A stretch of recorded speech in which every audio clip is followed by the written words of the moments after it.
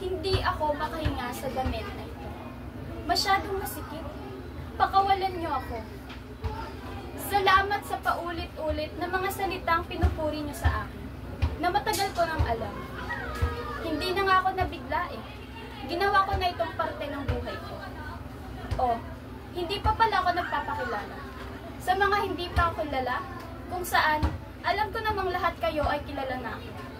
Ang sikat na yata. Ako si Jenny Antangco, isang matalinong babae. Binansagan pa nga akong isang mentor. Meron ba kayo mga problemang hindi nyo alam kung paano nyo susolusyonan? Pwes, ako ang tamang tao na dapat lapitan nyo. Nagtataka kayo kung bakit? Dahil alam ko ang lahat ng bagay. Pero hindi pala gano'n ang mundo. Kasi gusto ko lang naman mapalaya.